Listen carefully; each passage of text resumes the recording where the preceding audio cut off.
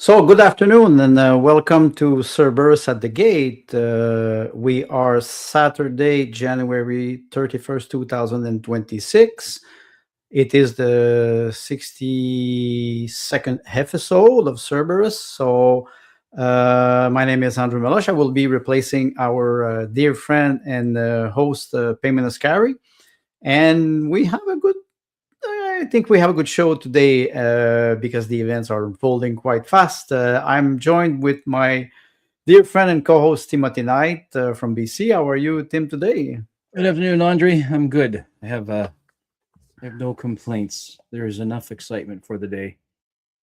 So I'm happy to be here, and it's a pleasure to spend time with the three of you on this little venture of ours to be a bunch of angry middle-aged white men in Canada and share our thoughts on the state of the nation. Which is quite in jeopardy, if I can use the expression. We would like to remind our viewers to share the screen, the stream, to repost if they can, and to comment. We will answer your comments most probably after the 25 minute marks, depending on the topics that we will cover. The first topic that we wanted to talk about, I think everybody already commented on that, was the speech of Mark Carney in Davos, where he was referring to the New World Order that shocked a lot of people, first of all. And the second aspect is the fact that if you're not on the menu, if you're not at the table, you're on the menu. So maybe, Tim, you can start by explaining a little bit what was the context of the speech of Mark Carney at Davos. The only thing worth taking away is the New World Order comment, and then later you watch Mo's response, right, from Saskatchewan. Not all the players in the Canadian table want to be at the table, but neither do they want to be on the menu, right? Neither do they want to be on the menu. So it's when I heard about it, and I didn't watch the speech. When I heard about the events unfolding around it, I was immediately reminded of George Bush Sr. with his New World Order things, and he said that 2, maybe even 3 times during his tenure as president of the world, because that's what I call America. You're president of the world, because watch how Europe completely knee jerks every time the president of the United States speaks. It doesn't matter if that president is Obama or Clinton or Reagan, or it doesn't matter. When the president of the United States speaks, Europe knee jerks. It just does, right? So New World Order. Well, I mean, how it's considering Agenda 2030 is, 3.5 years away. Agenda 2050 will be, what's that? Our grandchildren's, how old will my granddaughter be? Yeah, she'll be like 25, 30 years old at that time, right? So if it's not obvious to the mainstream voters, and by that I mean the red versus blue voters, if it's not obvious to conservative voters and liberal voters that they are no longer being represented, then there's not much more you can do. There's not much more you can do. Unfortunately, the conservatives are the ones who are on the deck of the sinking Titanic, moving around the chairs and playing as if everything is okay, and it is not. What is your feeling? What is your take in the English part of Canada? What was the reaction? I'm not connected to mainstream media, but I do go from time to time to check the comments of people. And people in Quebec, in French, on the Radio Canada website, they were praising the great leadership of Mark Carney. We understand Quebec is a distinct society. What was the reception of this speech? Maybe we can start with the Prime Minister of Provinces, David Eby, Scott Moe, Doug Ford. I think Doug Ford did not really appreciate it. Tim Houston, what did you see Danielle Smith also, I forgot. Mm-hmm. Well, Ebby is a New Democrat, so that's their aim anyway. And the province of British Columbia being the third largest population and third largest resource, in the Canada, Ebby is in the pocket of the Marxists, so that it satisfies him to talk about New World Order. That works just fine for him. Over on the other side, Tim Houston, right? Nova Scotia is probably of the four eastern provinces. Nova Scotia is probably the wealthiest, and with access to the port of Halifax, et cetera, it has the, what do you call it, key strategic interest, right, to mainland Canada, because basically it's the entry point into the St. Lawrence Seaway, right? Because everybody who comes out the St. Lawrence comes in past Cape Breton, right, south of Newfoundland and north of Nova Scotia, then down into the United States. So Nova Scotia has a key position. So it's in his best interest to stay aligned with whatever the Liberal government's doing. Danielle Steele will probably stay stone-faced until she needs to reveal her hand, and she only reveals her hand when she wants something from Carney. That's it. And I call her Danielle Steele, the cowboy romance novelist from Alberta, who's wooing the conservative traditional cowboy out in the rural areas, but really she's courting, right? She's courting with the city folk because they're the city boy, because that's where the money is as far as she's concerned. So she's playing both sides. She's not trustworthy. Scott Moe, the look says it all. The look says yes, right. The look says it all. So if you're sitting there going to read body, you're going to read body language and proxemics and facial tics and all that stuff, then he's like, why am I the first? I didn't get the memo. That's the look, right? I didn't get the memo. Not only did he not get the memo, he doesn't like it.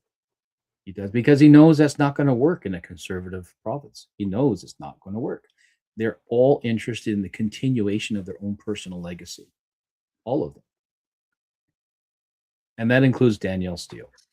When you talk about the access to the ocean, the east part of Canada, which is Nova Scotia, New Brunswick, and I could say maybe Newfoundland too, because it's another issue with fishery and natural resources that are there, and the west part of Canada, which is BC. Do you think that all the province like Alberta, Manitoba, Saskatchewan, Manitoba, Ontario, Quebec, do you think they will feel squeezed, pressured? How in the States they talk about the flyover states.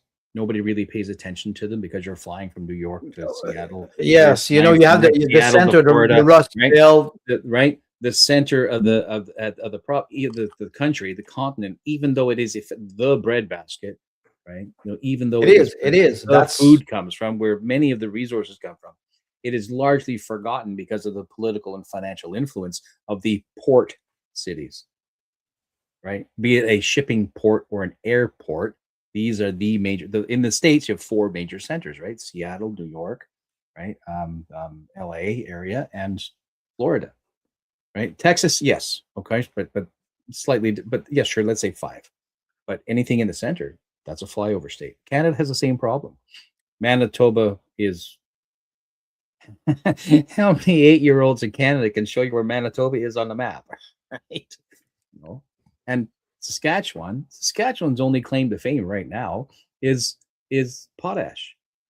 I mean, it's the second largest deposit on the entire planet, and it's very poorly managed. That's what I want to refer to. Right? Trudeau went into great effort to neuter it, right? Saying, "Oh, potash it contributes to nitrogen and blah blah," and right, and did all that nonsense. So Scott Moe has problems of his own because he's still dealing with the aftermath of what Trudeau did to the potash industry in Saskatchewan, but that's about all it has. So Manitoba's value was, number one, access to James Bay, right? Hudson's Bay, which it never really took advantage of because we don't have the Northwest Passage thing sorted out. Yes. Because if there was that, like, is it Tuktoyaktuk? Tlingit Mountains, or I think it is, right? Like northern Quebec, northern Labrador. If they had a proper deep water port up there, then then Thompson, right, which is a nickel town, right, because the Canadian Shield is the heart of the Canadian Shield is in Manitoba, central and northern Manitoba. They could really have taken advantage of that. But as Carney noted, none of these resources have been taken advantage of, and we are going to do that, and we're going to use our metals to support Ukraine, et cetera, et cetera, et cetera. But Manitoba hasn't done that, and part of it is neutered because it doesn't have access to a deep water port, northern Quebec, northern Labrador. So not really a player. So Manitoba, not really a player. Saskatchewan, not really a player. Alberta, a player for one reason: people. Right? It's yes, the oil matters, but if the people weren't pulling it out, if the people weren't fighting for the industry, right? If the separatists weren't making all hell noise that they could possibly make, and truth be told, if they hadn't put Pierre back into an office in their own province, they would still really not have much of a voice against Carney. So it's accidental good positioning by actually having Pierre Poilievre sitting there. As much as I don't, like what CPC is up to, that is strategically useful if they use it. BC, incredible resources, one of the largest, two, right? Because we got Prince Rupert Port as well, toward the mid-north, just below the Alaska Panhandle. All of these resources, and we're not effectively using them. We're not effectively using them because transfer payments. We're not effectively using them because, what's it called? The government uses spending. It's called spending power, I think is the word they use, right? So Yes, the federal government usurps or withholds the province's constitutional authority and jurisdiction. And the provinces are satisfied to do that because down here in the regular people, they don't know about it. They don't pay attention to it. So we're just going to leave status quo as it is. And status quo is always bad. Because if your government is not agile, or at least as agile as business, and business is generally quite agile, and like every 3 months we get a new sale, right? And if they're not agile, then they're in trouble. So our trouble is there are enough of the people who choose to not be involved that the shenanigans at the top continue. And the shenanigans at the top are now through all 3 or 4 layers of government. I say 4 because we also have, in Canada, there are a lot of regional boards, right? Like here in BC with the Ministry of Health. So you have the provincial ministry, and then there are 27 regions. And then of those regions, right, each municipality also has its own delivery of services. And the regional boards have an extraordinary amount of power. And they're corrupt as well. And people need to be more civically engaged than they are. So when you hear New World Order, you're like, they are literally telling you they're coming to knock on your door. And we are doing not much more than complaining about it. So maybe we can knock on the doors of our viewers. Some people are reposting the stream. So GT, thank you for reposting the stream. Clown World was always here. Sylvie Jazzy is reposting the stream. Funny part, a little question from Clown World. Did Peyman get fired? We cannot disclose this in public. That's another topic. Peyman is a madman. He probably does 5-6 podcasts every week. Yes, I think it's even more than that. Marilyn Walls, thank you for posting the stream. And yes, Marilyn says hi. So we arrive at a point where, when you were talking about the level of governance, the municipal level, the provincial level, the national level, I was watching the reaction not only of Scott Moe but of Daniel Smith, especially after the speech. When Carney came back from Davos and he started to talk about the sacrifice that young generation will have to do to achieve, a better future. The fact that you have 2 million people who goes to food banks every month, and the fact also that there's practically no opposition. Did we hear Pierre Poilievre react? Practically not. And in parallel of that, we had the Epstein file that re-emerged again, with the name of our dear Prime Minister Mark Carney. Our dear governor of the Bank of Canada. Well, and That's when this those is where things were happening. this is where it seems to me when I was looking at the conference of Prime Minister, the face they were doing. You were talking about the body language. I saw the small clip from Daniel Smith. She was not very happy. She looked very tired, and I have an idea. I think the memorandum of understanding about the pipeline is already forgotten in the head of Mr. Carney.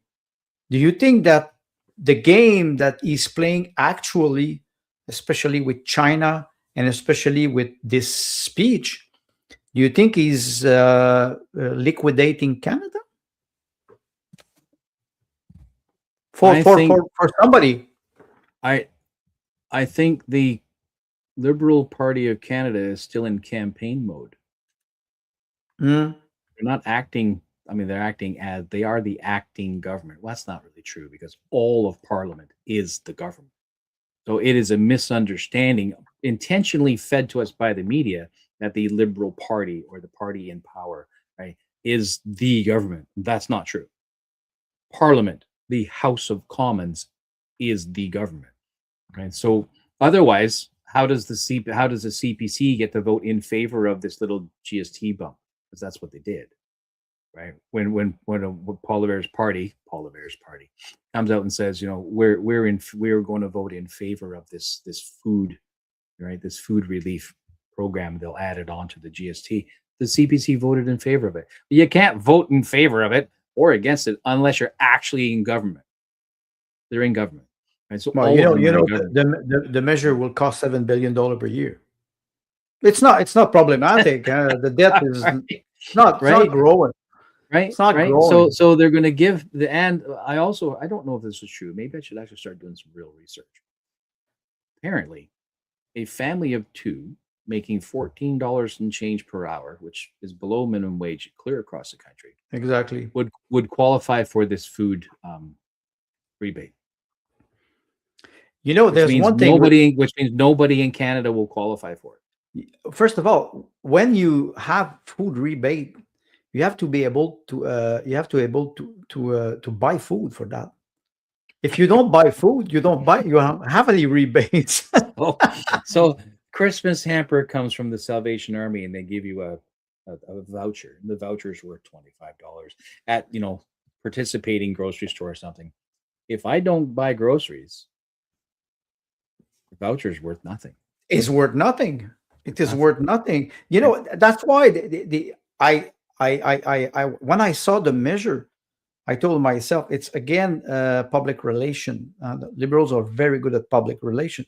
Yeah. How come the actual official opposition is not challenging those numbers and the real issue, which is you have a national issue, which is the debt, but you have also an international issue, which is the threat or the negotiation between Alberta and the Trump administration. It seems that a lot of prime ministers are not very happy with the strategy, if we can call it like this, of Mike Carney. Am I right? Is it elbows up 2.0?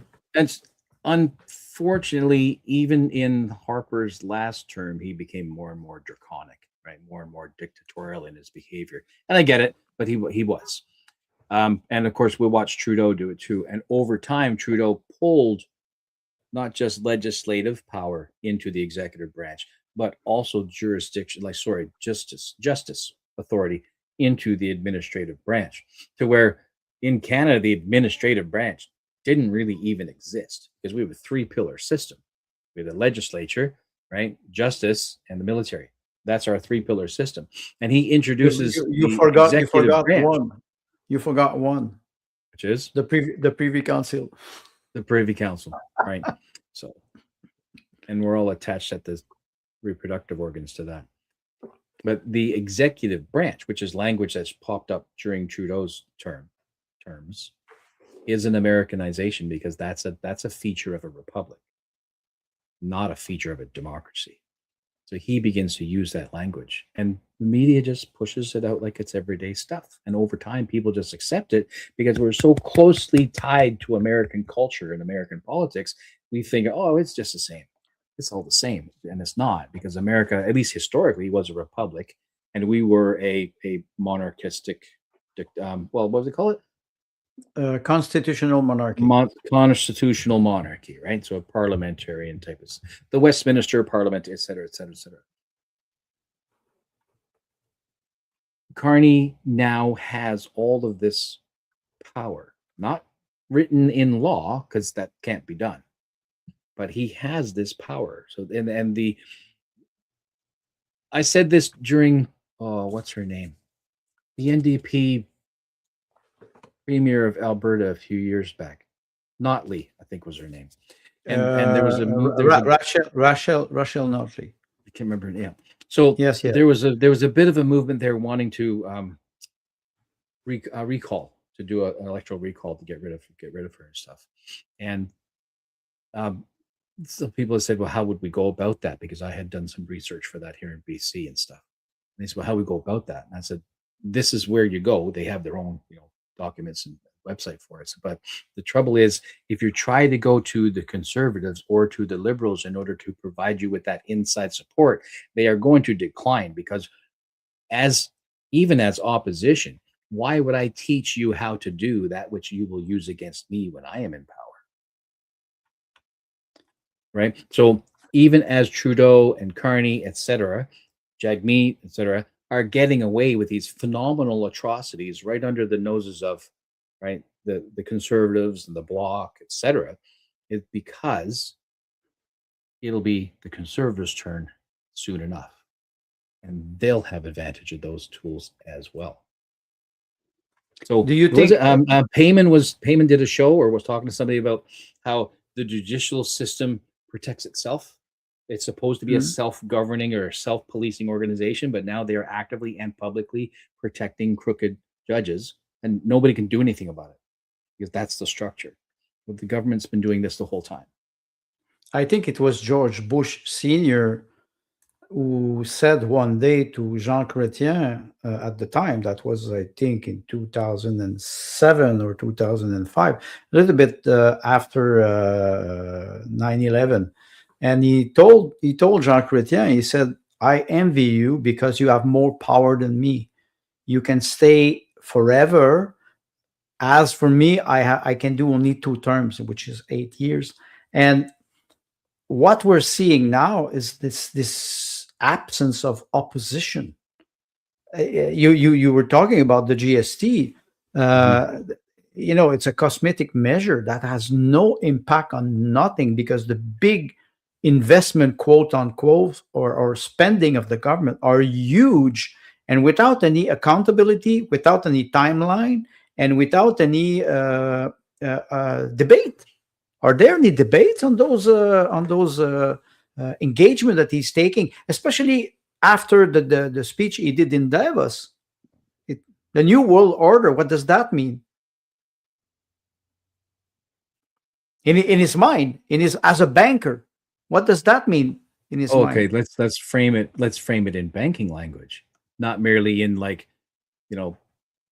an earth planning project, right? Because that does exist. UN actually has a earth planning project program. So let's frame New World Order in banking terms. Then we're looking at, it would be the Bank of London, right, which is effectively manages Europe and Canada, and the Federal Reserve is tied into that as well. China fights against it because Russia has no choice, because nobody will do business with Russia. Frame New World Order in that, then that means there's no way around central bank digital currency. They will do what they want. Look what happened with silver yesterday and the day before, where it dropped 35%. And I believe, tell me if I'm wrong, but that the primary reason why the banks did that is because they're intentionally shorting silver. Right. And by doing so, they're balancing or improving the state of physical currency used to make sure that they have their reserves, right, per bank, right? That's a CDIC type of thing where they have to have a certain amount of cash available. So what do? You intentionally short your asset and its physical money value, and that inflates the value of what's in your reserve. Yes, but Canada has no gold, first of all, so it's, they cannot play on many features like this, But like gold, the silver. the Bank of London does, But that's the question. right? Then we could ask Right. ourselves, what is the real goal of Mark Carney if he's trying to liquidate the country for a future stakeholder? We have to know where we're heading. Maybe we go to some of the question. I saw some quite interesting question, if you permit me, Tim. Mm. JT is saying libs and cons gave up independence for the convenience of a totalitarian rule by daddy government, new world order. What do you think of this?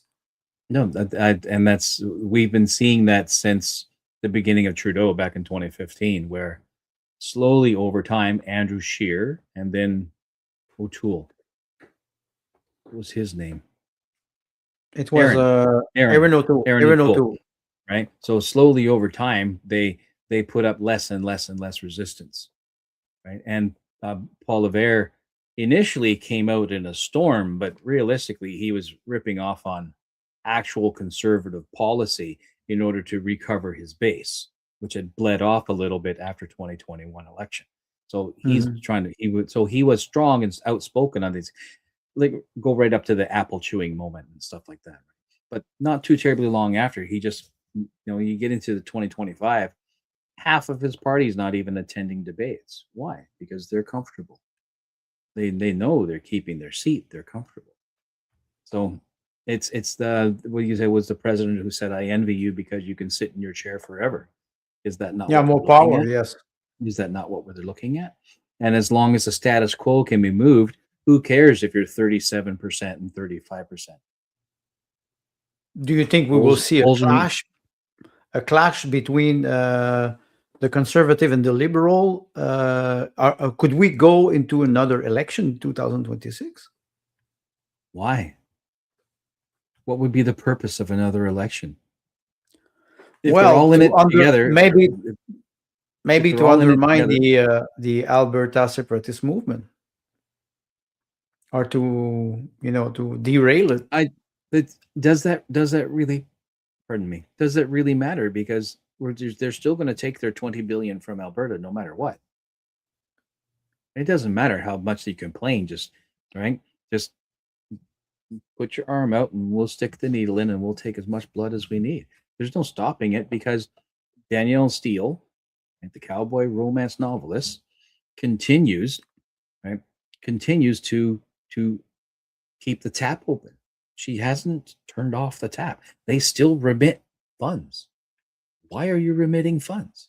There's something in it for you, right? And nobody seems to be approaching that question. So Mhm. status quo remains status quo, and everything that we're watching at ground level is bread and circuses. So we need popcorn. That's going to be Some like that's the carbon footprint, man. That's going to be Okay, no popcorn, no beer. Let's go sparkling right. water if we can. That's Sundown that's from 95. yeah. Thank you for reposting the stream. I have another question from or a comment from GT. He's saying, "Are liberal good at public relation, or is the Canadian public en masse ridiculously ignorant?" What thing has Paul Revere done that has remotely as much repeatability as elbows up? Nothing. Nothing. Well, Paul Revere has he had his three word slogan. all right. So the 3-word slogans lasted until the day after the federal election, right? Meanwhile, we're still getting traction out of elbows up. So yeah, I think the liberals are good at what they're doing. That doesn't mean I have to like it. I don't have to believe it, but they are effective because it's still in the air, right? I have another comment here. Let Peyman speak. The raised fist, censored mouth. That's good. I have a Yeah. question from. We have a question from Clown World. She writes, "Back in the Jean Chrétien days, I didn't pay as much attention to politics as I do today. To me, he seemed to have done not too badly, especially on the economy. Although he brought in the GST. That's a very good point.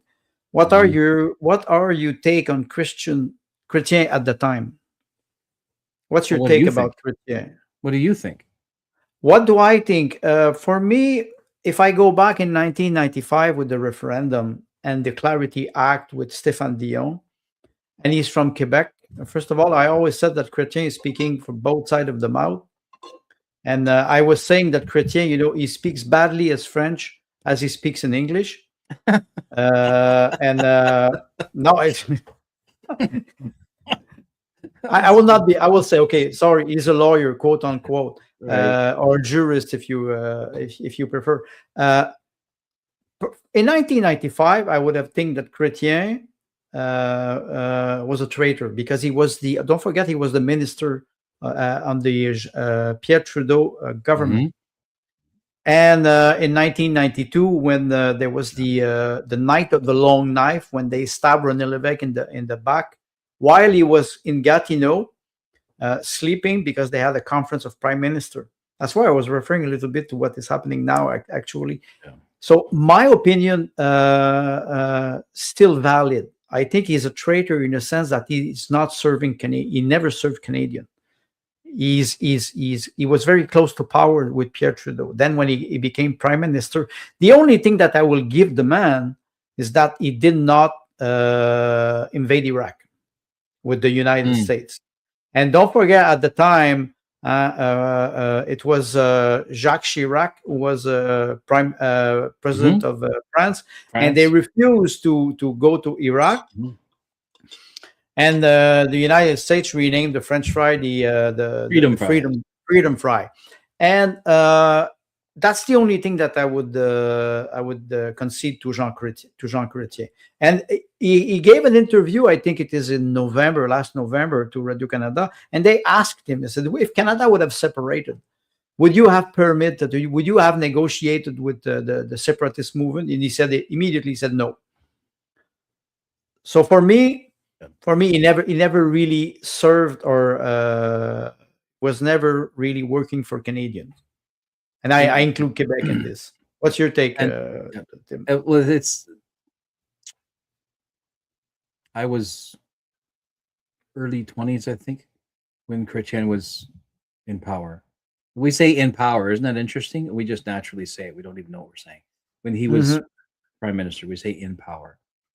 We don't even mean it. We end up saying it anyway. I remember them campaigning for the GST, and he said, we're going to use the GSP 100% to pay down the debt. And then within 6 months of getting the GST rammed down our throats, they put together a special committee to decide how to spend it. That's all I needed to know. Right? That's all I needed to know. So, yeah, it's the Shawinigan handshake. Yeah, that's JT's comment. I remember hearing a story in the news that apparently somebody managed to make it past his RCMP guard in his home and managed to make it into the house up onto the hallway or something. And he woke and he had a small statue that was given to him of some bronze statue or whatever. And he went and practically assaulted the guy in the hallway outside his own bedroom before. Yes. He came in. So I'm thinking the man's got gumption, right? And then the Shawinigan, right? The death grip, right? Yes. I think a lot, right? With the sunglasses on, right? The whole Terminator face. These are moments that forever, turn a man, no matter what, turn him into a blue collar hero, no matter what. Well, if I go back 30 years with the referendum in 1995, I hope I've matured and evolved. Today, I see that Jean Chrétien was probably a very good politician, telling people what they want to hear, promising something and never delivering nothing. And he was very good at it. He was I think he was finance minister or foreign affairs minister. Then after that, he became prime minister. So he was behind Trudeau He was the, I would say, the poodle of Trudeau. And Next then he in became line. next in the line. And this is maybe when we think about Justin Trudeau and Mhm. Mark Carney. I think people, they forget very fast that Mark Carney was advising Trudeau for 4 or 5 years during the pandemic. Who advised Chrystia Freeland to freeze the bank account of people here in Canada? It's Mark Carney. Carney. Yeah. So Who advised Harper during the 2008-2009 crisis? Mark Carney. Mark Carney. So He was governor of the Bank of Canada from 2008 to 2013. He came in. That means he came in either just before or during. It was a little bit after. We had Joe Flaherty, who was finance minister, and after that he arrived there. He was governor of the Canada Central Bank. So if they flew him in at the beginning of the Freddie Mac and Fannie Mae crisis, right? 2008, right? If they flew him in then, by they I mean the Bank of London, right? Flew him in then to be the governor of the Bank of Canada during that crisis. Did they already know what was going to happen? Because the Bank of London is busy going, oh, there goes the Lehman Brothers, right? Oh, there goes AIG, right? Whereas America bailed out AIG, and Bank of London said to Lehman Brothers, sorry guys, not doing it. You're on your own. And Lehman, which was like the oldest bank on the planet at that time, right? Continuous operations, went under. And Carney's floating in just under the radar, helping Harper to maintain fiscal responsibility to keep Canada was actually top performer in the G7 or actually G7, the G7, G7 or G8 at that time, right? Don't push your luck. Don't push your luck. Not all of them, but some of them. But Canada was a top performer, and we rode out that crisis. So Harper knows what he's doing. And if it's not that he knows what he's doing, there are definitely competent people above him who can see bigger things than most politicians can. So he's been in the mix for a long, long time. So he has earned, right? They say the people like to complain, selected, not elected, but he earned it. Yes. And I don't mean to say that I approve of him. I'm just saying he earned it. Stay in line. There's another comment from GT. I know it was dirty. That's why I self-flat. Yeah. Yeah.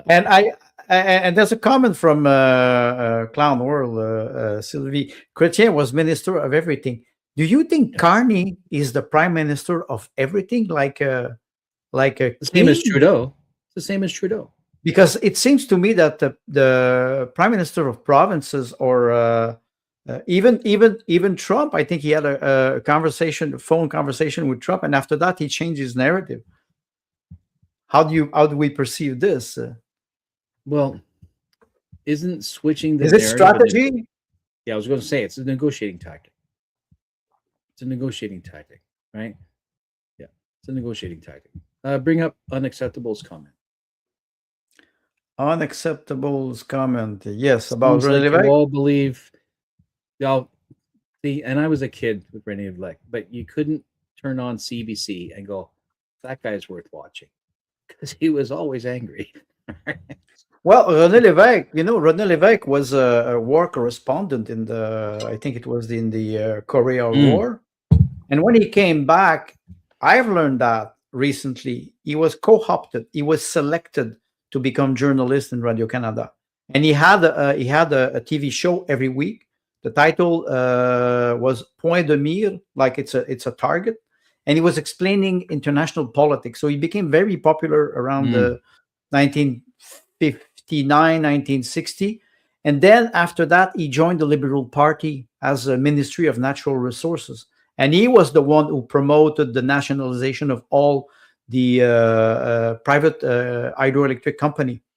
He was the and they did the election in 1963. It was practically an election on the nationalization. So he became an icon of the freedom movement, if I can use the expression, in 1963, 1965.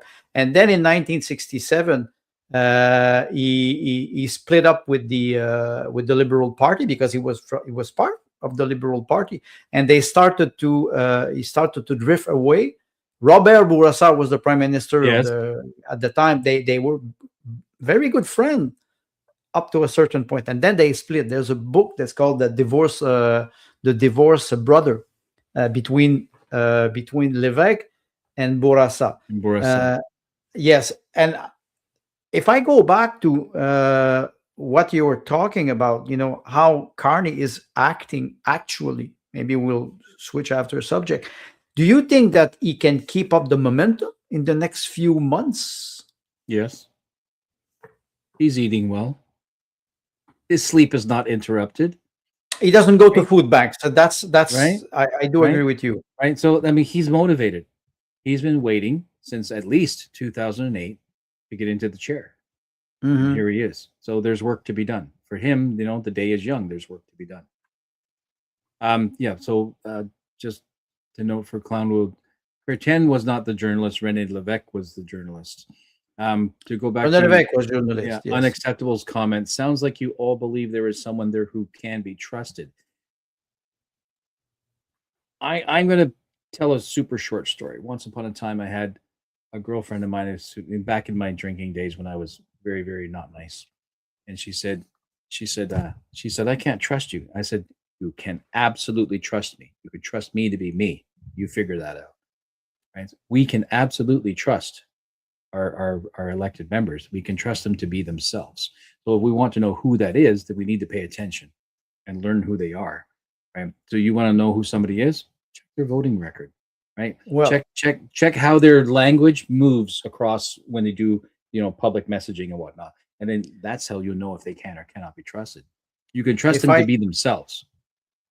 If I can reassure Unacceptable, the new Laura Lee, who has a Russian flag at the end of her name, and I think I understand the meaning. No, we don't trust. Personally, I don't trust nobody, including myself, in the sense that I will always try to challenge myself. Then, do Canadians trust politicians? You still 60% of them do. They 60% do, exactly. of them do. So how do we get out of maybe this? even 70%, right? Maybe even 70%, right? Because what are the quote unquote polls right now are liberals at 37 and conservatives at 35 or something like that. So you're talking about 70% of the population are still satisfied with the red versus blue. They're still satisfied to play the game. So when you mix red and blue, you have purple. No, there's no trusting the polls either, Clown World, but they do let you know where who's been drinking the Kool-Aid, right? And what color the Kool-Aid is this week. Unacceptable made an interesting comment there. Believe that they will be a corporation, not a human. That's an interesting conversation because you look at people psychologically. How are they behaving the moment they sit on the bench versus how were they behaving before they ever got on a bench? And where is that transformation? Do they go from being human and therefore somewhat relatable, maybe even believable, and then they step into the corporation that is the party or the corporation that is the legislature or the mayoralty, right, et cetera, or the actual federal government? That's incorporated. Then what happens? Right? Are you no longer talking to a human, but you're talking to a rubber stamping arm of the corporation? How do Canadians protect ourselves from that? Can we say that Carney would be AI, an AI production? It's funny. I'm working with AI for some project development and stuff, and I'll tell you flat out, as much as AI, the possibility of it is absolutely astonishing. We are in no danger of AI taking over all of these jobs they keep making noise about, because AI is effectively the 3-month-old puppy who keeps chasing every toy that falls down the stairs. It is absolutely untamable tool. So we are quite a long ways away from getting that thing really into a manageable state. However, I know how it's going to behave, right? So I can adapt, my behavior toward making it do the job I need it to do. It's like having a hammer, one of those rubber hammers. You'll get stuff done, but it'll take 17 times more energy, right? that type of thing.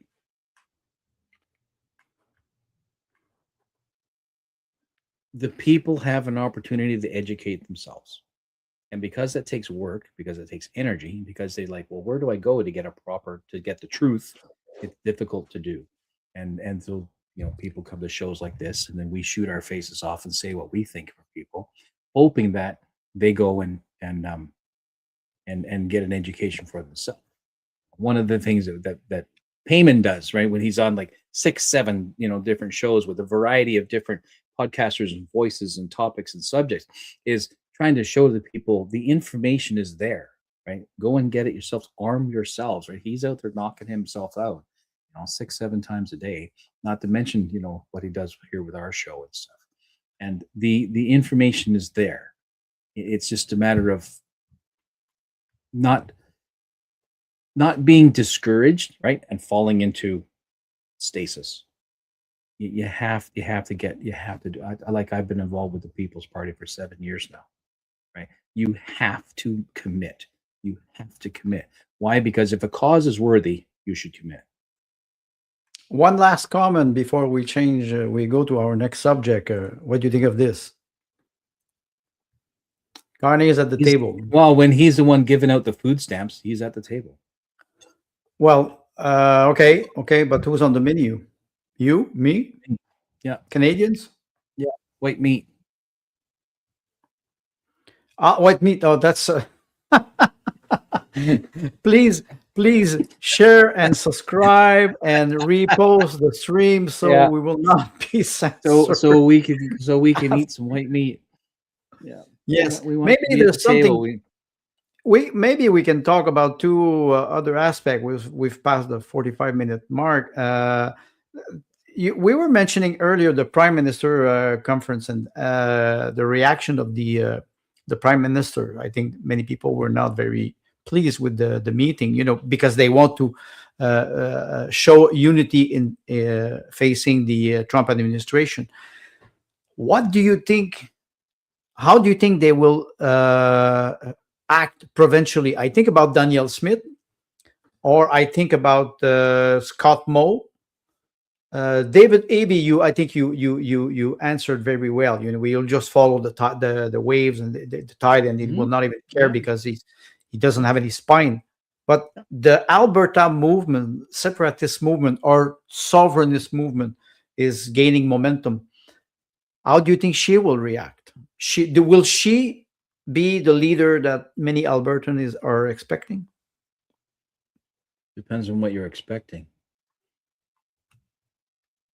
Well, to lead the province, Danielle Smith is not going to save Albertans from Ottawa's overreach and abuse. She's not. She'll, like you said, with Chrétien, able to make the right words and the right statements and the right gestures at the right time to the right people to make these quasi promises that never need to be fulfilled. And she's doing it. She's been doing it since she got in the chair. I will not forget her early campaign with the UCP, I guess it was when she became leader. Was, yes, I will release the Coutts 4. She said it. She did not. Of course not. Of course not. But that's why that's why I'm asking you, who will break the unity? We saw Doug Ford. We forgot to talk about our dear friend. Doug Ford will break the unity because he's going to be angry that EV cars are going to put like Chinese EV cars are going to put his car manufacturers out of business. And how many workers of GM were laid off? I think it was 700. And they will relocalize the production in Indiana. I think they're hiring 300 people in Indiana right now. Insane. I think Doug Ford was not very happy about this, but he's a conservative. Is he? No, he's not. No, he's not. He's whatever color he needs to be. Right. So the man shits rainbows. Right. He's whatever color he needs to be. He doesn't care. He doesn't care. And it's because one moment he's in bed with I say Christian. One moment he's in bed with Carney, and the next moment he's in bed with, the whoever is in the neighboring state down below him for trade, etc. Doug Ford's an opportunist. He's an absolute opportunist, and he will kiss the ass of whoever offers him the biggest deal. He just wants to continue his stretch. And the fact that there are or were 3 small provincial conservative parties in the last election gives him an opportunity to capitalize on that, because he knows there is conservative undertones, right? He knows, so when it's time, he feeds it. And I'm already here, boys. I hear you. Just keep me going. So after the last April 2025 election, with the elbows up slogan or sci-hop, it worked very well. There's a comment from Clown World. Daniel Smith is not a separatist, and the other comment that I wanted to show was interesting. It was from if I can find it. I will find it later. What do you think of this? She's not a separatist.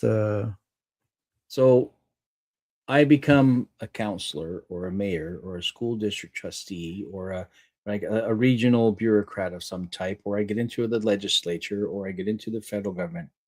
And where's my oath? To the Dominion of Canada. Specifically those words, the Dominion of Canada. That's my oath. I'm not a separatist. Okay. Right? And by I mean that particular politician or bureaucrat stepping into that role, making that oath, they're not separatists. Okay, there's another comment I want to display from Unacceptable, the new Laura Lee. Her wings are clipped already, of wings of Daniel Smith. I have a question for you. You say you're not a separatist. They were making fun in Quebec many years ago, and they're still doing it. When they talk about sovereignty, they will, or nationalists, they will talk about the Nationalist Party, or they will use the word sovereignist, or they will use the word separatist, which is, somebody will break the country. Who, in your opinion, will break the country now? Carney. Why? And I say Carney because inevitably he's creating fractures where there were just fissures before, right? He continues to separate East and West. He continues to play central Canada politics versus the West. The Maritimes has no real option but to go along. For whatever reason, that's what they've chosen to do. They don't have to, but that's what they've chosen to do. Quebec and Ontario are always in it, like cranky husband and wife, right? They've been married too long, and they're empty nesters now, but they still hate each other. That's Ontario and Quebec. The West is that's the fat of the land, and the East just sucks on it. And the fissuring and the cracking that Carney continues to create is going to be down at the grassroots level. Sooner or later, that's going to break. My hope is that breaks into competent people, like financially and with integrity and financial responsibility, become counselors, mayors, school district trustees, and from the ground up. There are 4,500 municipalities in Canada. Can you imagine if only 10% of them, right, were managed by people with moral and intellectual integrity, right? So we have a habit, and Carney's picking away at the top. The fractures are happening down at the bottom, and the opportunity that we have is underneath is repair what's underneath, but that takes time. And the question is, can it be done before 2030? Probably not. Can it be done before 2050? Yes. So whatever it is that we want to do to assist family development, right, strengthening our families, strengthening our communities, right, strengthening our local economies, we need to be involved in that right now. There's a comment here that is interesting. Country is broke. More martinis are needed. Okay, you answer my question that on the Canadian part. What if Trump's breaks the country? is What if saving Trump us from arrive and say, okay, is we had negotiation with Alberta separatist sovereignist movement or independent movement, and we or agree with them. last week we talked about Canada as Africa 2.0, being a massive resource nation.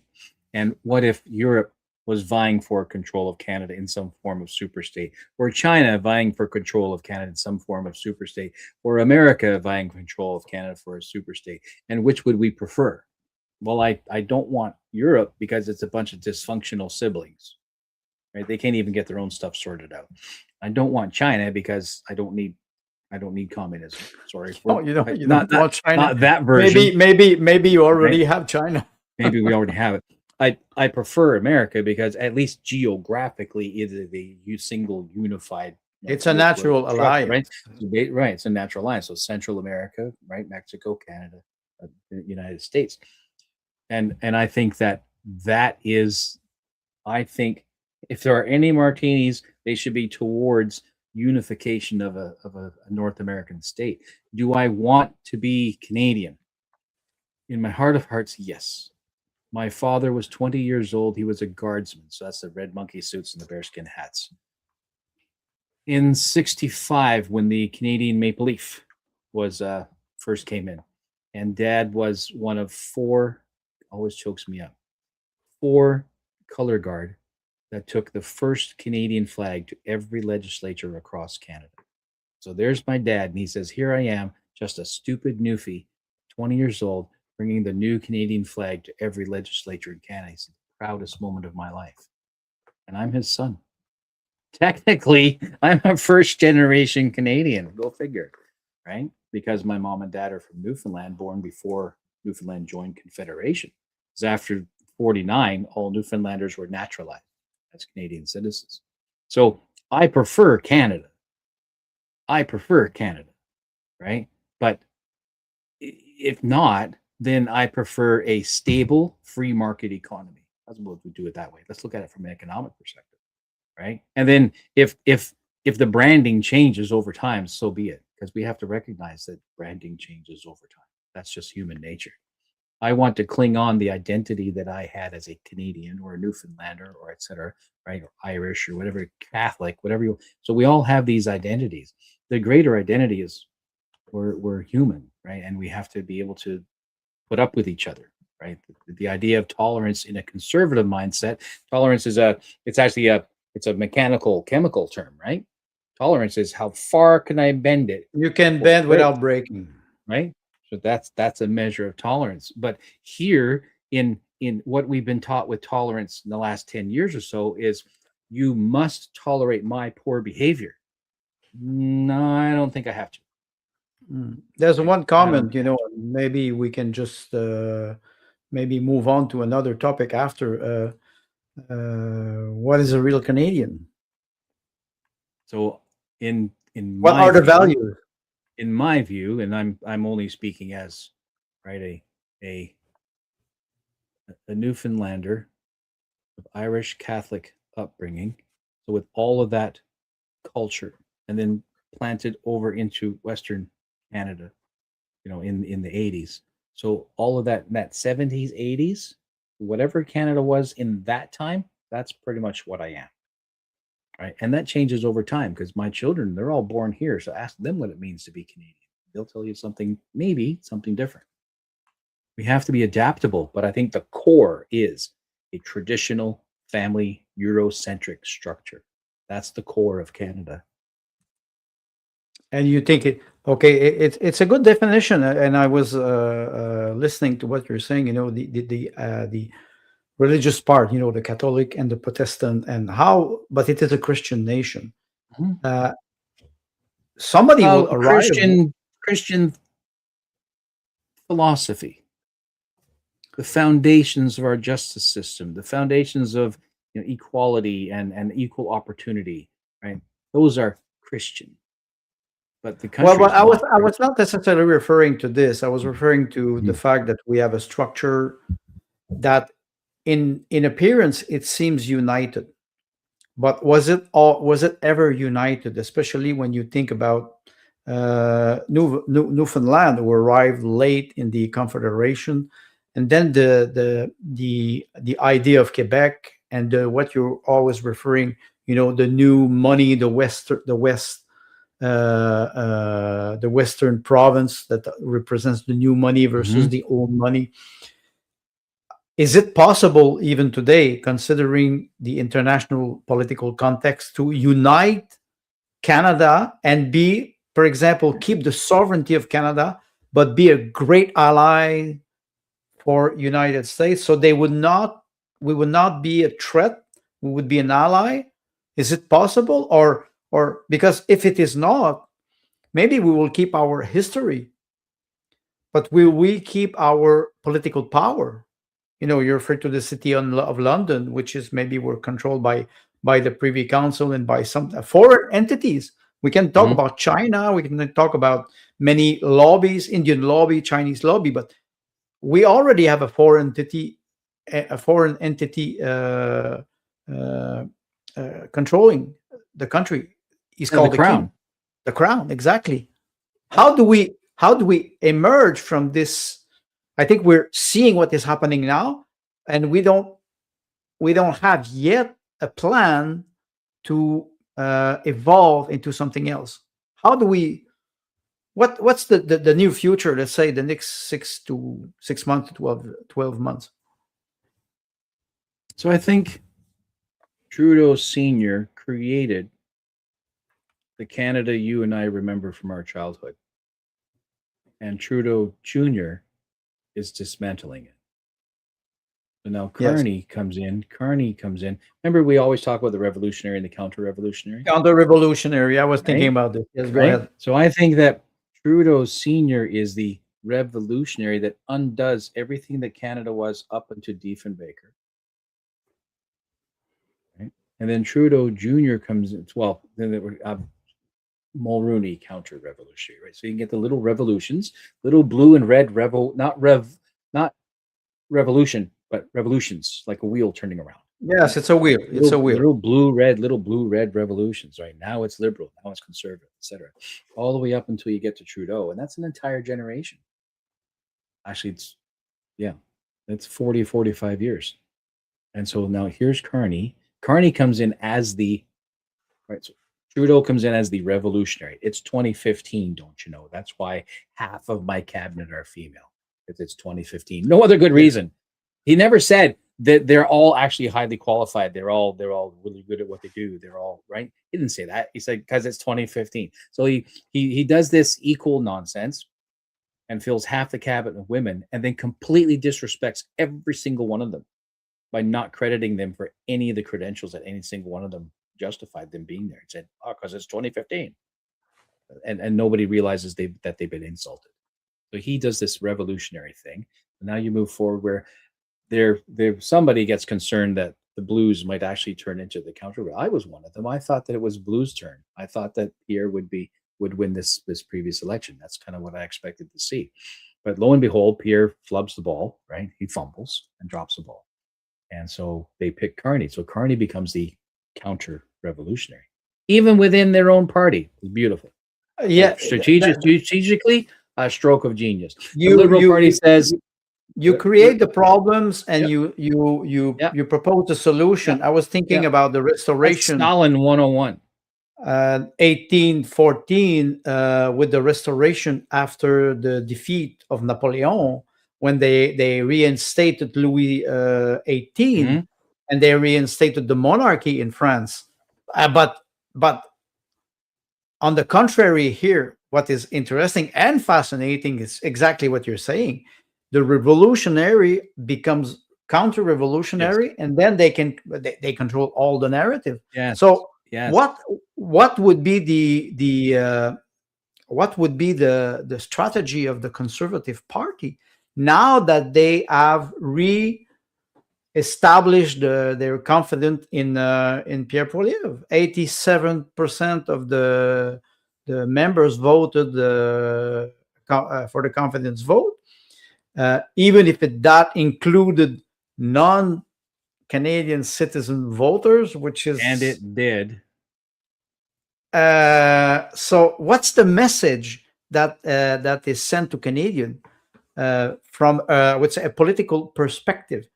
Because he was reelected, so now he will be the leader. Even if he lost his seat, he lost 20 points in the last 6 months before the election. He lost his seat, and now he is he's sticking like what? He's sticking like glue. Well, now we used to call What's his Trudeau strategy? What will be the strategy of the Conservative Party? Didn't we call Justin the Teflon man? Nothing stuck to him.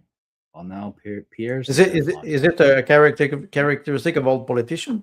But in some ways, I think about it I suppose Shakespearean theater would be the right, more modern blend, to say that in all of Shakespeare's plays, you have certain central roles.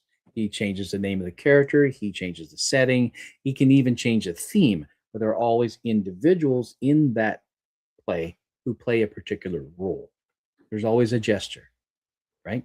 There's always a depressive, there's always a manic, there's always the right. So these individuals, which goes back to it goes back to the Olympians, right? So you always have these gods who represent this. So now we're going straight back to, how does real life actually mimic human mythology? How to actually, like, character arcs? What are archetypes?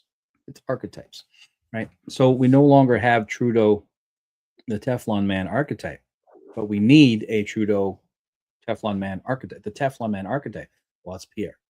Steps into the role. He may not even know it. I think a lot of this is just straight up human behavior. He's not aware. He's not aware of it. He might not even be aware. Someone up there is aware. I mean, here we are sitting and think that we can do something. You were referring to mythology, and no, I will not quote Robert Graves, because I'm forbidden to do it since last week. There's a comment. From GT. What could be expected? Being the best you can be, and promoting that every other Canadian around you do the same. This is also what Trump makes it seems he would like for his allies. You always, Tim, mention influence people around you, grassroots movement, engage locally. What is your take about what would be a good advice for Canadian? Well, especially now. We continue on the show, used to end on the show regularly saying, you focus on your family. You strengthen what you can in your family. You help, and I don't want to use the word resilience, because the woke have taken that word away from us. To them, resilience means resistance. It's not the same thing. But you find a way to strengthen your family, and to make that broken unit, because there's a lot of brokenness in our families, to make that whole again. If the enemy, perceived and otherwise, are busy breaking up our families, that's where we need to focus. So it becomes, in the 80s, I've said this 1,000 times. In the 80s, there was this shampoo commercial, and so the idea is, the idea of evangelism in a sense of promotion. Which brand? You don't remember? But it goes back when TV was experimenting with new technology, computer technology and stuff. So it says, and she told two people, and she told two people, and she told two people. Yes, I do remember. And the camera pulls back, and then they see more and more faces, and more and more faces, and more and more, as it multiplies and magnifies. And that stuck with me, even though I was a child when I saw it. I really liked that representation. So we do the same thing with our families. And of course, if my neighbor is doing the same thing with their family, and my neighbor over there is doing the same thing, all of a sudden, and I don't mean to slip into Tony Robbins language, but all of a sudden there's healing, if you know what I mean. And I don't mean that in like, it is spreading slowly. Right? Yes. Right. Because your anchor is strong again. And so if we can do this, then all our noise about political, dissecting what they mean and what this is trying to do, and sitting on a podcast and saying this and this and this, and the audience says, oh, well, what we think this, and you think you're wrong, but we think this, and all this exchange becomes moot, because we're healthy, because good people are applying for jobs in government. Good people are behaving honorably in their bureaucratic positions. And so this miasma of Marxism is pushed away off the top, like a fog evaporating in the morning sunshine. Now I'm getting poetic. Have you been smoking? Right. Have you been smoking marijuana? No, because Right. you say, well, It's supposed to smoke the sage, not we smoke the we sage. we have an anchor, but I'm sorry. I do agree with you. I do agree with what you said, but we have an anchor. The Titanic also has an anchor. The It's still Titanic in the has an anchor. bottom of it's still in the Yeah. bottom of the ocean. Yeah. There's Yeah. something The Clown Word. She's very active today. Thank you, Clown Word. It's very nice to hear from you. She said that confidence vote is a complete joke. It is. Can we compare this to the famous non-confidence vote that we always see in the parliament that it always defeated? It's like the bloc allies with the NDP or with the liberal, the conservative with the bloc, and they play this game, and the government always hold to the power, even if it is minority government since 2021. Yeah. Wow, I'm impressed. You don't need a majority to govern anymore. No. And the truth of the matter is, in a multi-party democratic system, we are not supposed to have rule or like it's everybody sitting in those benches.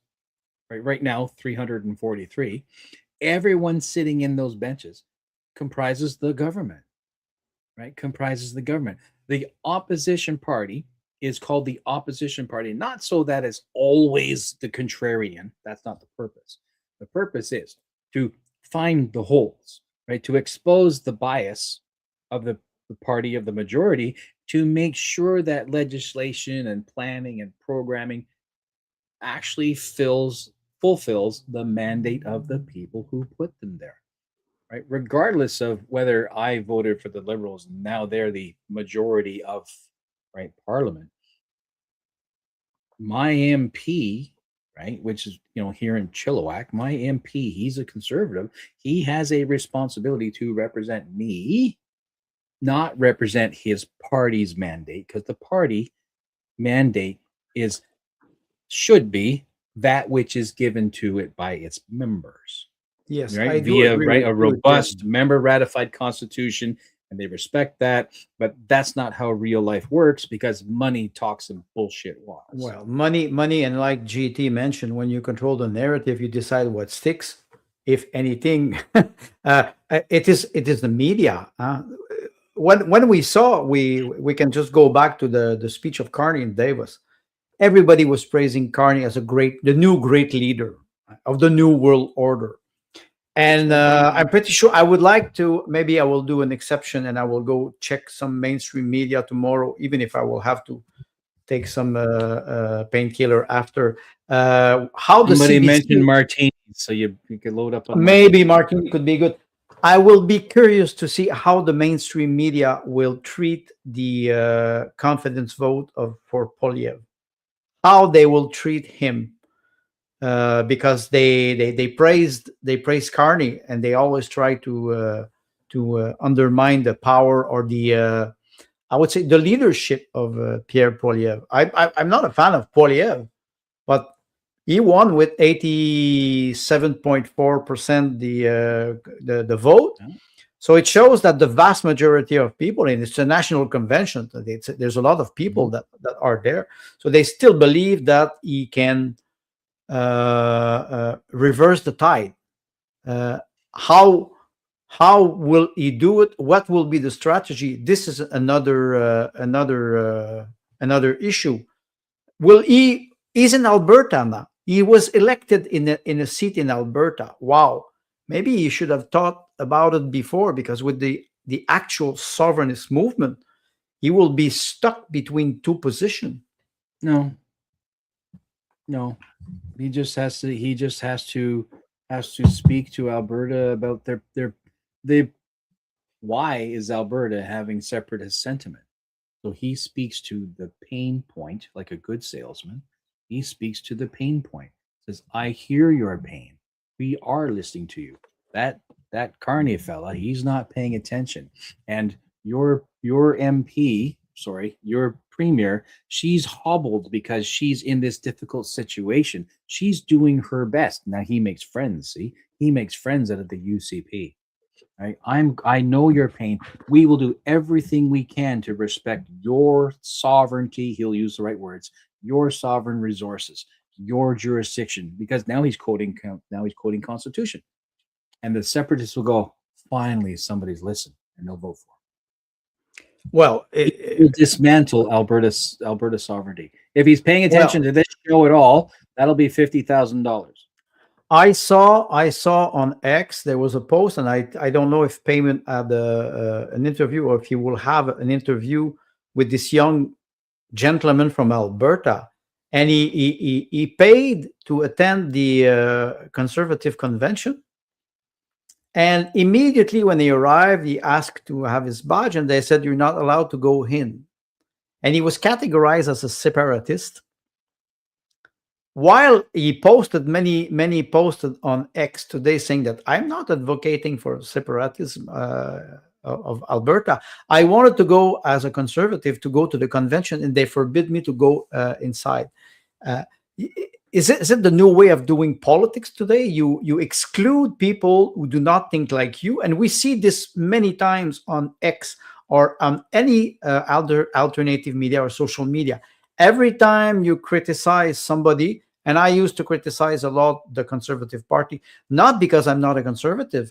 I use the satire, I use sarcasm, but I will never undermine the idea of the conservative ideas. But I think some people, they don't have a lot of sense of humor. How can they manage this type of communication strategy? The people have a short memory. How do we change? How do we help them have a better sense of duty or information? The grassroots, quote unquote, cannot be emotional exposition only. They must become engaged. And I'm not talking about posting memes on X. I'm talking about becoming school trustees, becoming principals, right? Becoming businessmen who resist abusive taxation, et cetera, about becoming counselors and mayors and regional bureaucrats and being honorable in those positions. The only way to fight back is to turn over the soil underneath the existing rot, right? So that as new people come in, right, as the quality people who are mayors and counselors and regional, they will move into provincial positions, and then they will move into, right, and this takes a generation, because it took 2 generations for Marxism to do, and they told us they were going to do it, right? Yes, the Communist they told Manifesto, right? The Communist Manifesto is 80 years older. They told us they were going to do it, and then they went and did it. It's on us to not look for the miracle cure, the one person who will save us, because that's the lie. Odin's not coming to save you. Odin made this happen. Zeus is not coming to save you. Zeus made this happen. There's no praying for Jesus, because he's not going to save you. You must fix your family. You must fix your local government. You must fix your schools. And protesting and carrying placards, it has its place, but that is supposedly a clarion call to action. And that's the opportunity. And I don't say it in a bad way, because it can be done. I call it an opportunity, but it takes dedication and it takes commitment. And a lot of people who want to do it aren't trained for it, or aren't ready for it, or can't make that sacrifice, etc. Then find the ones who can and support them. If I can display one comment from Unacceptable, the New Laura Lee, the New World Order encourages our one perspective only, the winning perspective. Remember a little bit earlier, I was talking about who's at the table and who's on the menu. A lot of Canadians today, they are very concerned, not only for themselves but for their children, and the fact that the economy is not in a depression mode, not in a recession mode. I think it's even more deep than that. They are stuck, enslaved by a system that does not listen anymore. Now, it's like you have the train conductor had a heart attack. and the train is going 60, 65 miles per hour, and nobody's in the cabin, and then and you don't know how to stop it. You don't know how to stop it. I do agree with you. Grassroots movement engaging locally, but I feel a lot of despair from people who say, "I go to my town hall, they don't even listen to me. Yes, I go to the school board, they don't even listen. I'm kicked out because I'm concerned about the ideology, the Soji and the ideology, and they are kicked out, and they're not even heard by the politician, even at the local level." Yeah. So it's quite disturbing. Yeah, towns in Canada, municipalities, and like in BC, now 2026 is a general election year. So there will be elections in October this year for school boards, councillors, mayors. So that would be province wide, and this happens in every province. If you figure out that of the 4,500 registered municipalities in Canada, let's say the average is around 50,000, 70,000 people, average 50,000 people, and only 7 or 8,000 actually vote. What do you do with it? You can make a big difference if you can reach those people. So show up, right? I can't be bothered. Well, then don't bitch. Stop complaining. Right? Put your head down, pay your taxes, keep your fool mouth shut. If you won't get off your butt and mark an X. And I don't really care who you mark it for. I care that you mark it. Right?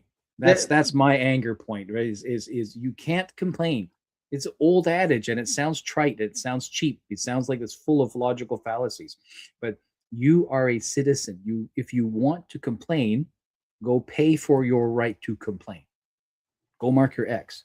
I don't care who you vote for. Go mark it. Go do it. Become involved. Yes. Avoid engaging. Engaging is important. That's better than nothing. There's a comment from GT, and he's writing, "What do you gentlemen know about the IDU, International Democracy Union? Some say they pull Pierre's string. Personally, I don't know this organization or association, but I would say I do not really trust international institution anymore. So maybe it is true. Maybe GT, you can give us some more detail, because honestly, I don't know this organization. What about you? Yeah, I haven't heard of this organization. It doesn't surprise me that there are shadowy groups and peoples and families, and we've talked about this. And most of you who are watching or ever watched before realize that there are unelected agents and agencies pulling strings, and they use money and influence and power that you and I are never going to be able to. Exactly. But what we have that they don't is numbers. That's why they don't want us to unite. So as long as I keep you all divided, right? As long as it's rich whites versus poor whites, as long as it's middle class versus upper class, as long as it's brown versus red versus yellow versus purple versus magenta versus periwinkle and Martians, as long as they can keep our little you forgot rainbow. You forgot rainbow. And the rainbow. Yes, right. And the rainbow, because we must include them. They're inclusive. You must do something, and showing up will force their hand. Right? I understand freedom saying voting is a waste of time, and I can even appreciate the all-comers. But the fact is, we must do something, and protesting is not enough. So you pick your man or you pick your woman. You're going to say, we're going to make sure you get on city council. One person. That way you don't have three and you're splitting vote splitting problem. That's hilarious that I said that. Can we use all of you who are in favor, that thousands and thousands of votes, push that person in. The machine can't stop you. Can we use the analogy of the vacuum cleaner salesmen who ring at the door, and as soon as you open, he put his foot on the door. You cannot throw him out. Kick the door open. Right? Kick the door open. I mean, yes, I am full. And if you're not in favor of actually participating in the electoral process, and that's okay, because you're a citizen, that's okay. Right? But if you're not in favor, then pick up some Martin Luther King literature and and I can't say much more than that, because it's basically, fomenting citizen disobedience and civic disobedience or whatnot. So, and take some ideas, right? So if you need to organize a sit-in and say, every Thursday we're going to sit in town hall out in the main lobby outside the secretary's office, and 15 of us are just going to sit there and eat up all the seats, right? And just sit there until someone says, what's going on? Then if that's the method you need to do, then go do it. We should be creative. We should be creative and be prepared to think outside the box. And the moment that the enemy, being, the security forces of whoever we're protesting against, the moment they show up, are also popping up over in another place. Something a little more in line with guerrilla tactics is that you're prepared to move quick. Agility matters. Creativity matters.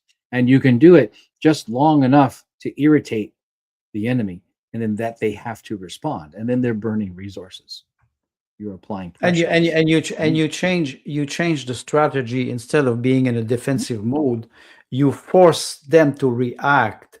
Yeah. JT is mentioning, it is kabuki theater, Japanese theater, like everybody is playing a role. And I think Clown World was referring also to they all play a game. They all play a game. Yeah. We have to make them push them, and so they will be off guard. Yeah. But I was shocked when I saw yesterday the small clip with this congressman at the conservative convention, when somebody asked him why non-citizen people can vote in the leadership review. And the man did not. He answered, "It is our status," and that's it. And then he went away. He did not stay to engage in the conversation. It's very difficult today to engage in a conversation, even at the local basis, because they just don't answer.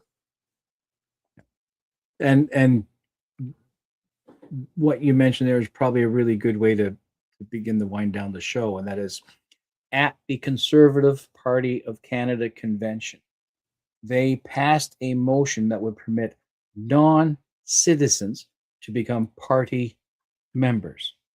If I understand correctly, because I've been involved with it for more than 6 years, almost 7 years now, Elections Canada law says you must be a Canadian citizen, or what's the other word? Permanent resident.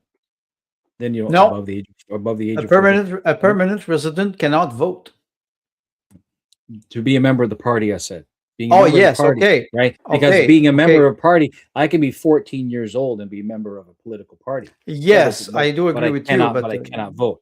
So you can be for too and have a gender surgery in Canada. I don't even know if this motion is legal, right? But then the question is, so they allowed non-citizens to become members of the party. Did they pass that resolution? Because that becomes a constitutional amendment. They pass that resolution before the vote of confidence for Poilievre, or after? Or after. It changed everything. Right? And I think they did it before, knowing they wanted the extra bump in numbers. Well, okay. So now you are tampering with status and rules. GT is referring to what he calls the IDU. It's a global alliance of center-right and conservative political parties chaired by former Canadian Chaired by Harper. Stephen Harper since 2008. So then it's a steering committee for Conservative Party. So that's interesting. Maybe that's the World Economic Forum of the Conservative. Yeah. So chaired by former Harp. So that's So IDU is a steering committee for the Conservative Party. Thanks for the precision. That's very GT. good. It's very appreciated. I learned something new today. So there you go. We talk about parties having steering committees within. but now they also have a steering committee from without. So you talk about your agents and agencies, right? Unelected people having influence. Now you've Yes. got Harper and his UN cronies pushing it. Yeah. So we passed the 1 hour and 30 minute marks, my Mm. dear Tim. We were without our dear friend Peyman, but he was in the chat. I saw him how he's trying to understand Lurking, what we're lurking. exactly, exactly. checking on his boys. So according to what we discussed today, we still have a lot of work as Canadian, and I would hope that Canadian will listen to each other, pay attention to what other people are saying, whether you agree or not. I know sometimes it's difficult with some topics. It's very hard because we have problem engaging. But maybe I don't expect that we will save Canada, but at least we have to try. What do you think? What's more important, saving Canada or saving Canadians? Exactly. And that's unfortunately we have to make that differentiation. But I'm here for the people. As much as this is very important to me, my family, I'm here for the people. What's that line? I am Canadian. I am End of story. Canadian. I am Yes. Canadian. Right? Or what do they say over in Je me souviens? Je me souviens. Two last comment. One from unacceptable. Mm. The new Laura Lee. Harper is the first American Canadian, which could be. We were mentioning an alliance. And the other comment, which I like a lot, it's an advice from Clown World. Go for 2 hours, Jens. If you need to compensate for. No, I'm we going can't go for 2 hours because my bladder's pushing. Mine too, and I think we have talked enough, but I hope that we will be able to at least to engage people, inspire them. And you have a final word, my dear colleague? I miss you, Peyman. Don't burn yourself out before you're 50. Very, very fascinating. So thanks a lot to all our viewers. Comments were great. We had a lot of pleasure exchanging with you. We learned a lot about many aspects of. We went with Chrétien and now the IDU, which I didn't know about. And so until next week, I wish you a good weekend, Tim. Let's end it up on a positive note. Bonsoir. Merci beaucoup. So until then, we will. Oh, okay. Okay. Do svidania. I will add the Russian. Do svidania. So until next week, most probably Payment will be back with us. We wish you a good night. Thanks again. Thank you.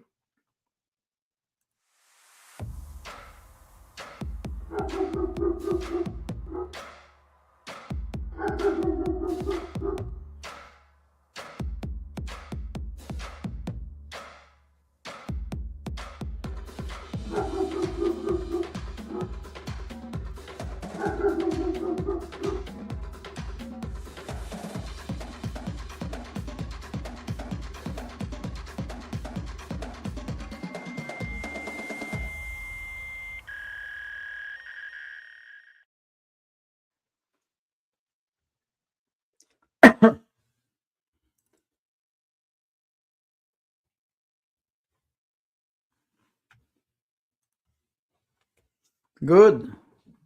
Payment, you're there? No?